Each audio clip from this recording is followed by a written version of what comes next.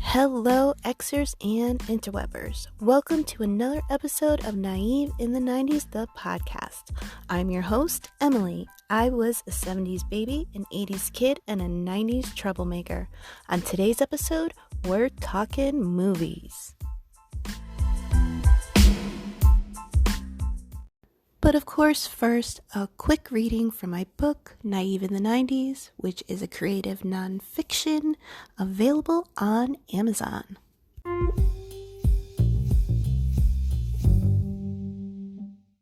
February 7th, 1995. Period 4. I'm in group, just sitting, fading into the background, becoming invisible. How long before I actually fade away into nothing? I'm trying to think. Ooh, what a challenge these days. Dave is here today, but I haven't seen him. I'll try later, I guess. I'm a little scared to talk to him. 6th period. I saw Dave. He said he was going to call, and Kyle asked if I wanted to go to the movies tonight with them and a big group from school. Ooh, fun. But our plans never follow through. I always get left behind. So who knows? Tonight could be different. It would be cool. But I don't see it happening. I guess we'll see. Right later.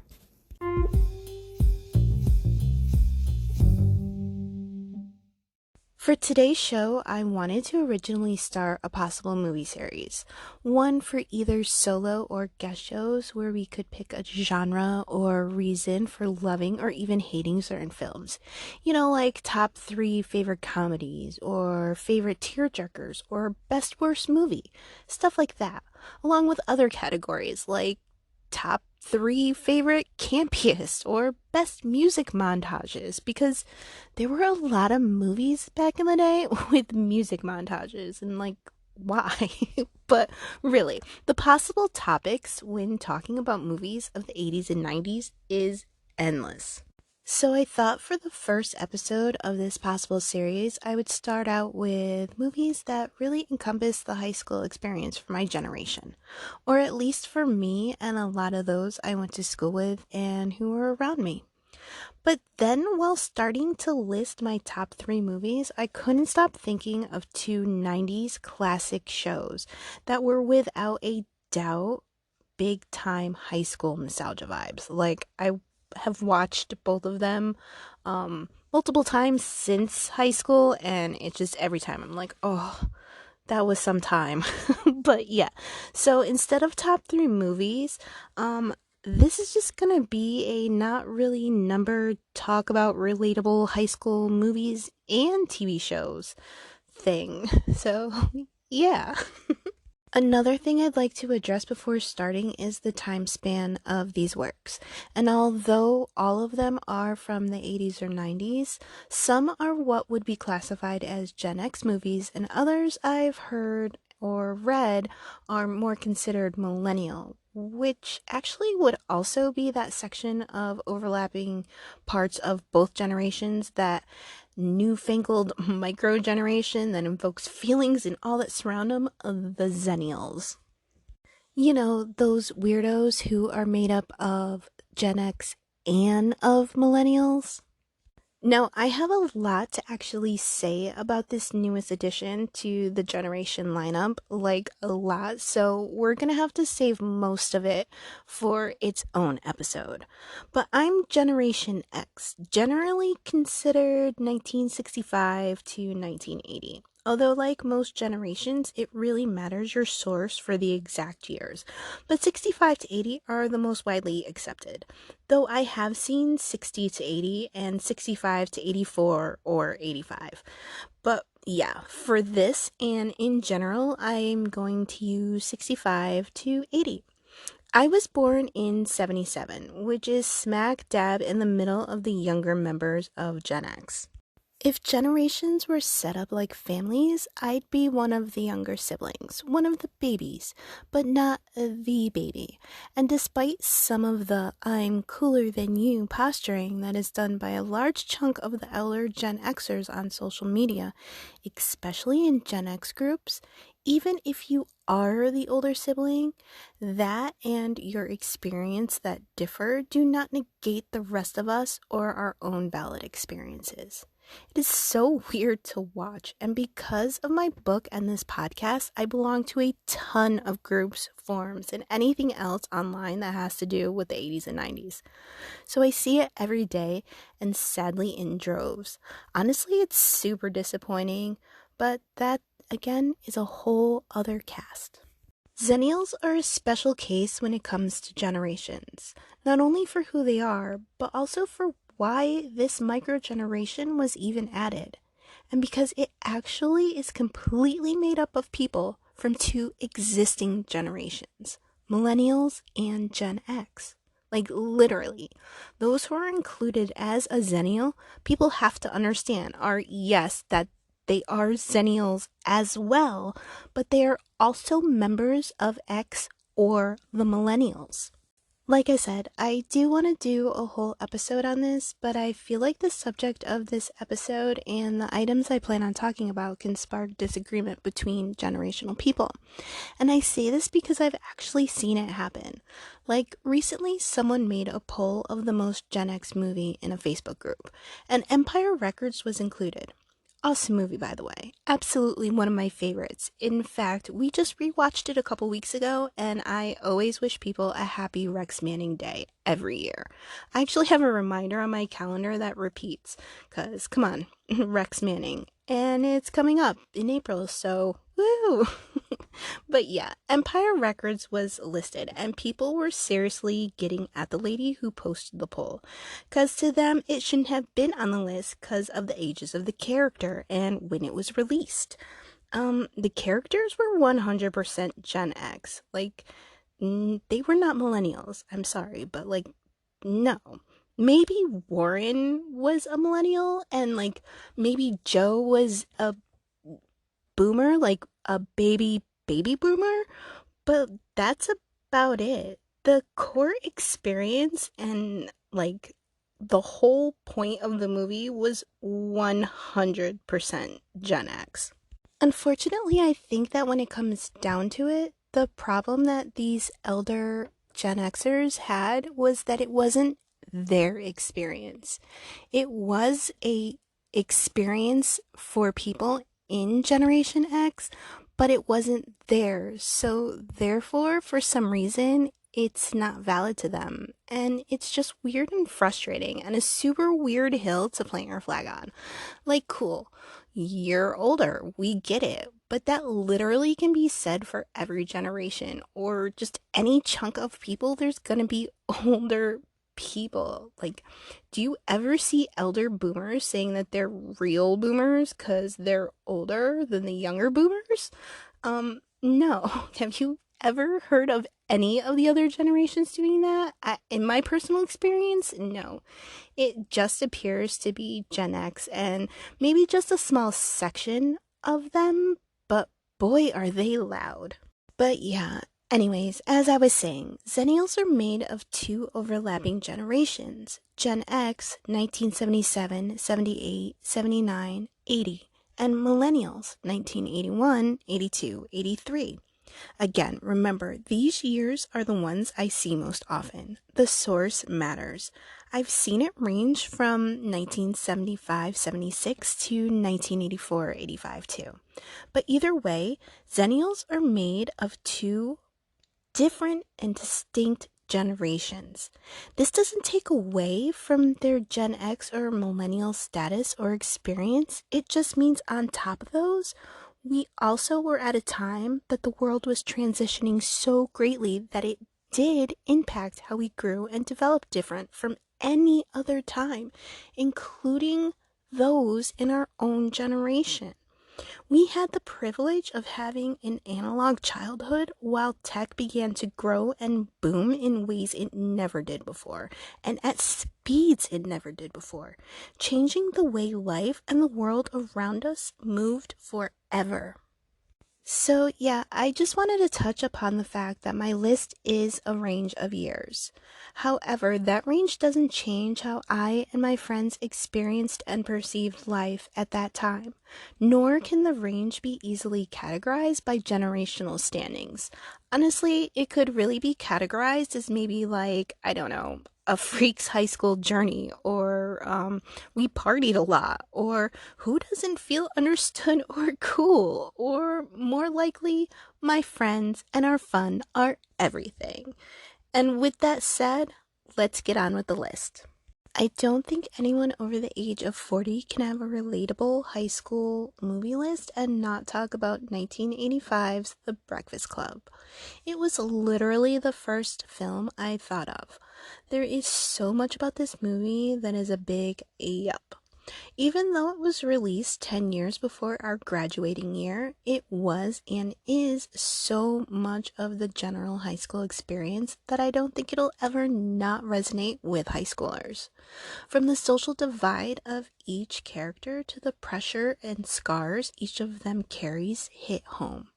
John Hughes really understood teenagers and gave an avenue not only for them to feel gotten, but also gave everyone else a glimpse into the lives and thoughts of teens everywhere.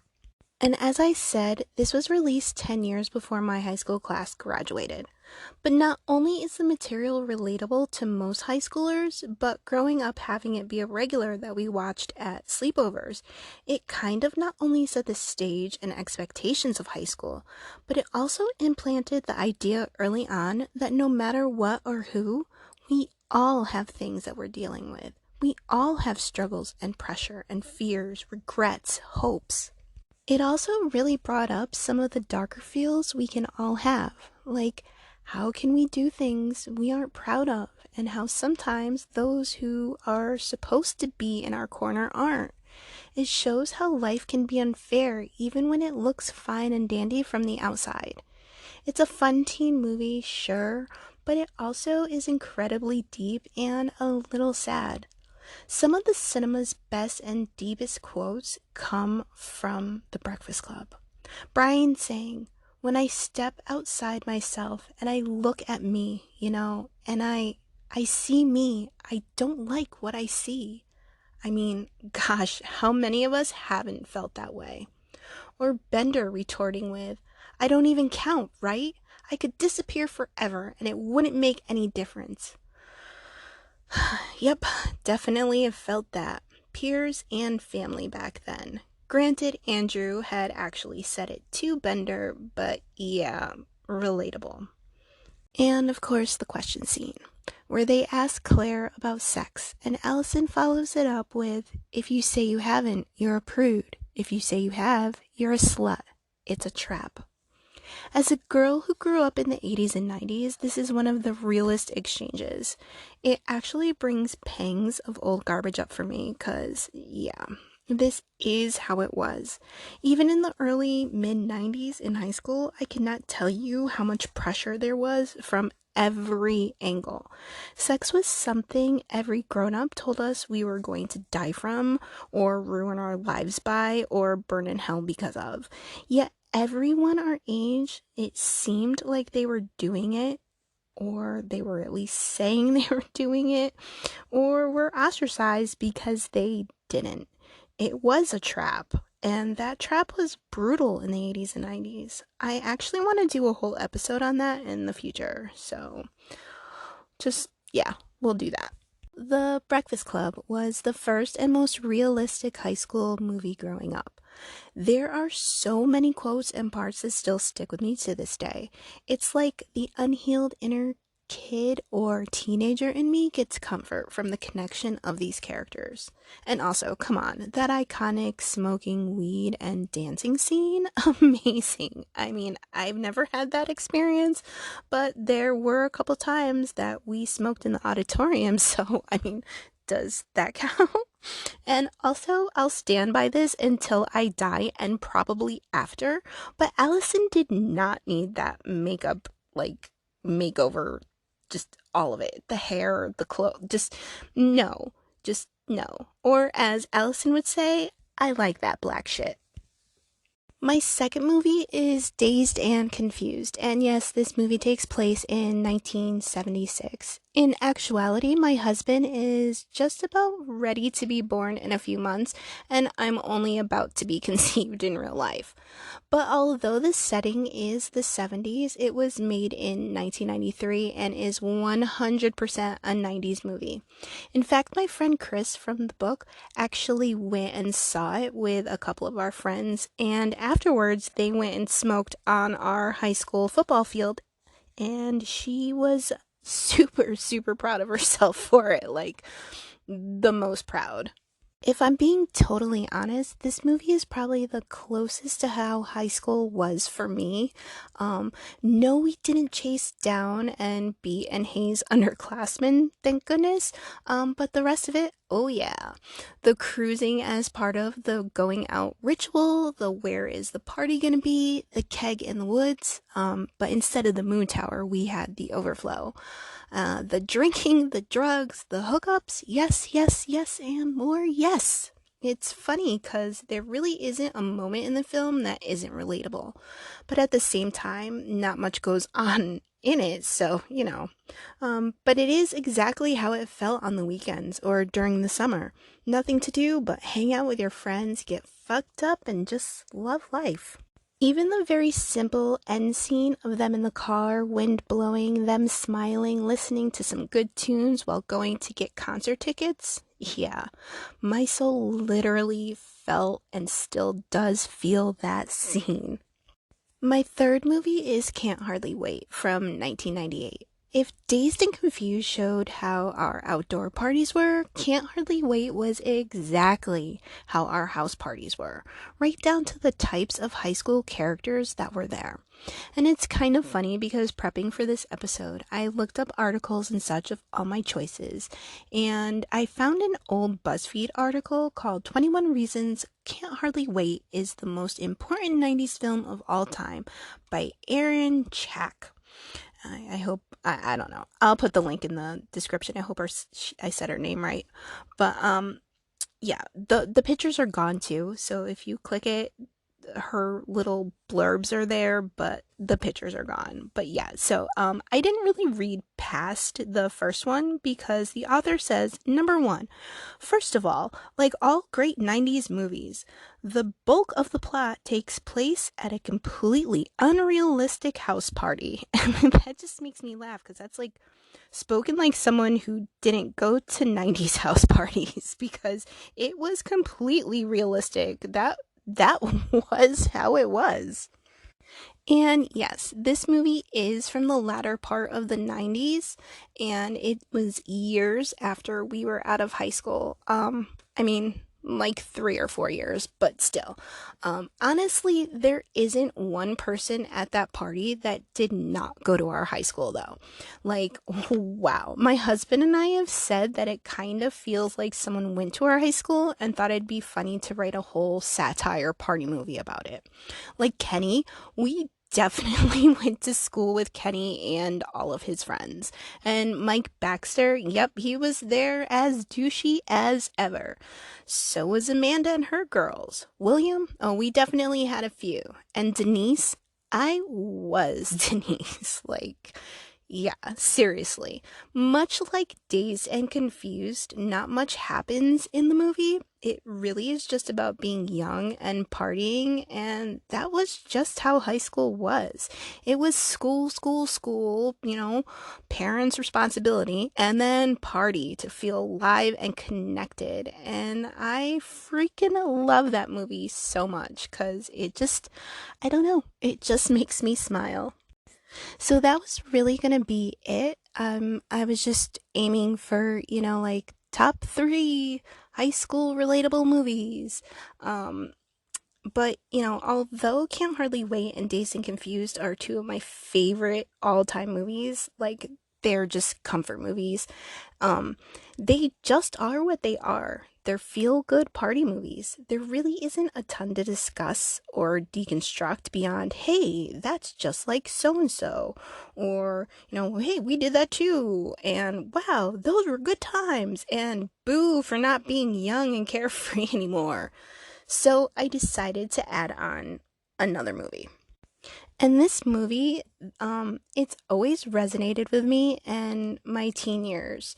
So it's another John Hughes classic because the man was a complete genius and got teens and high school and the era better than most. His library of work is just so relatable to all, or at least so many, that it's still they're extremely popular with kids today, and not just one or two or three even of his films, like many of them, and it's awesome. But yeah, I need to mention 1984's 16 Candles here too, because it was another one that was in high rotation throughout my entire school career. It was so relatable in my teen years because, of course, the big house party and the amount of drugs, drinking, and sex that was happening.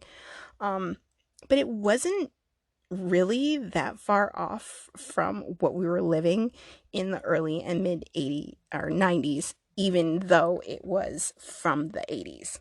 As with a lot of these movies, the status divides and peer pressures are very apparent and play a big part in the story and relatability.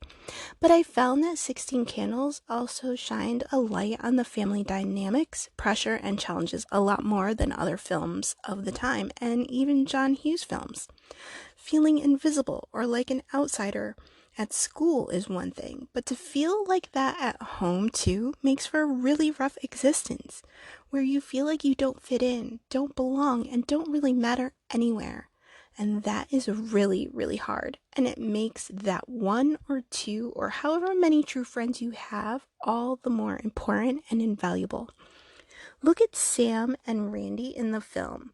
Even though she isn't featured for long, you can tell that Randy is really Sam's life jacket through life. Sarcastic and not withholding hard truths, but 100% on Sam's side and her ride or die. And that's how all of us freaks felt about our friends back then, and still do. The movie is fun and has a lot of humor and funny moments, but for me, it brings a little more depth than your everyday 80s, 90s teen movies, and I love it.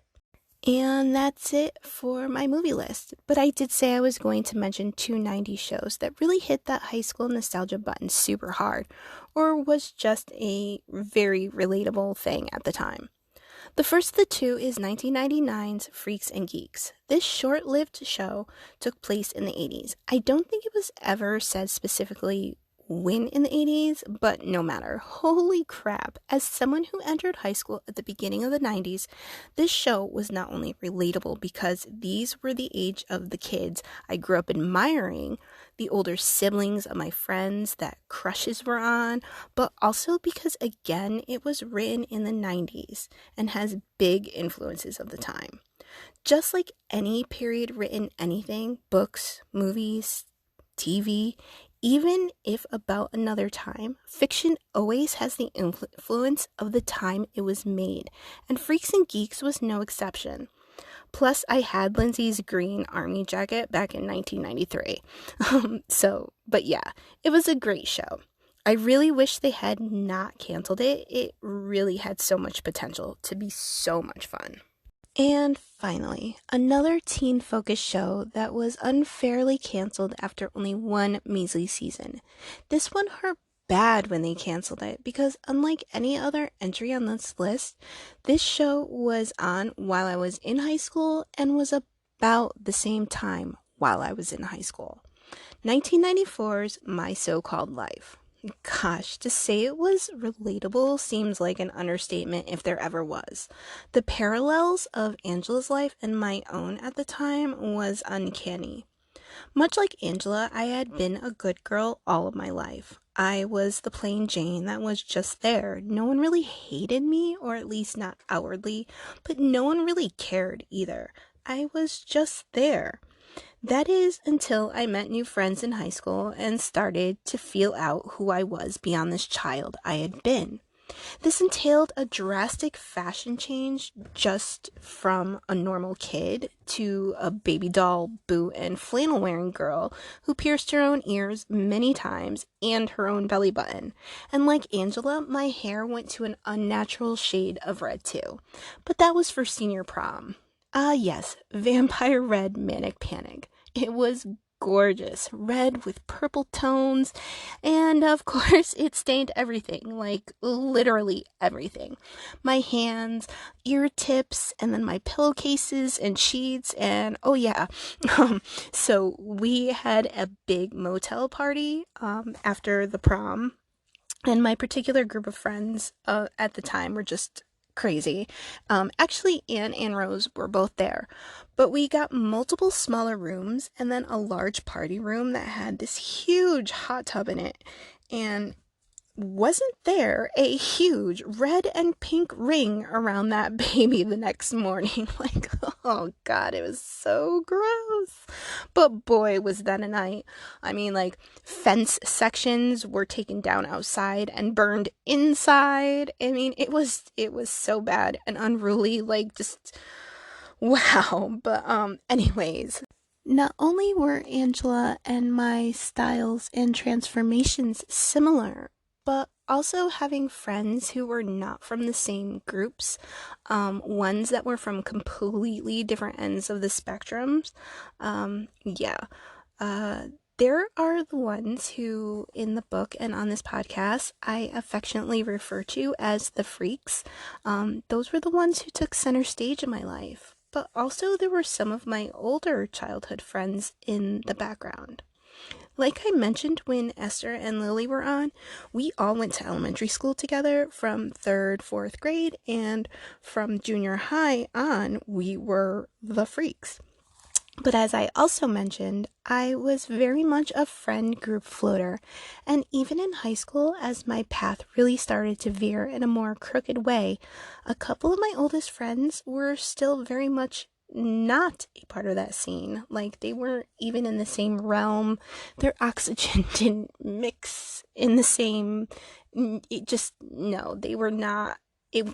They were not even close.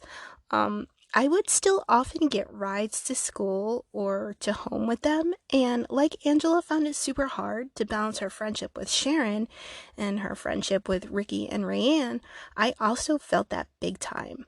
And although I did end up very far from where those other friends were headed, I hope they know, like now to this day, that I love them and I hope life has been good to them. Also, like Angela, although not in the same way or storyline, obviously, excessive partying and full blown addicts were 100% going on and absolutely affected my life and those around me. And of course, I can't mention my so called life and the parallels to my life without bringing up Angela's love life. When I said uncanny before, yeah. Was my guy as emo-ish as Jordan? No, absolutely not. And nor was he older. We were in the same grade. But he was in a band, and he was one of those cool guys who didn't think they were cool, who didn't kowtow to the peer pressure or societal pressures. Everyone liked him or didn't because he was so liked. He was the guy all of the girls wanted, like literally all of them. He and Jordan even had the same blue eyes and dark hair, and they both also didn't know what they wanted, got scared of what feels felt like, and both, because of those first two, hid and hurt the one that made them feel. And just like Angela, I even had my very own Brian Krakow, a sweet guy from my past that was just, circling. Maybe not on his bike in front of my house like she had, but he was there and made sure I knew he was.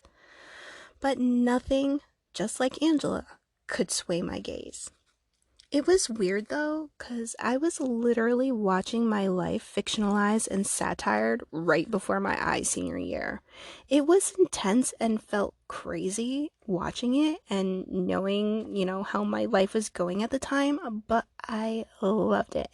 And did it suck when it was canceled? How? How could they cancel it and leave the story so incomplete and open? Just, ugh. I suppose part of that disappointment I felt was also due to the fact that my life, having so many similarities, was in such turmoil. And its cancellation cut off that connection. And also that little girl feeling of it, like, if it works out for Angela, shouldn't that mean it would work out for me? And at that time, I was literally looking for any comfort, connection, and understanding. And I had found it in this extremely relatable show. I will to this day always be mad about it being cut way too short. Like, always.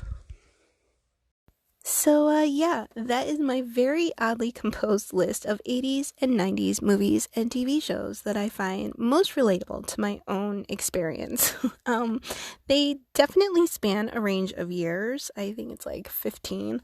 But some things are classic and timeless and definitely are not defined by specific times or years. And although the party culture and other things definitely make the 80s and 90s stand out and make them their own unique thing, teen feelings and issues seem to be somewhat universal. We all have things we carry, things we deal with, things we feel. So maybe the real lesson from Hollywood High School is to be kind to those you meet and those around you, because you never know what is going on behind the face you see. Or, as Andrew from the Breakfast Club said, we are all pretty bizarre. Some of us are just better at hiding it, that's all.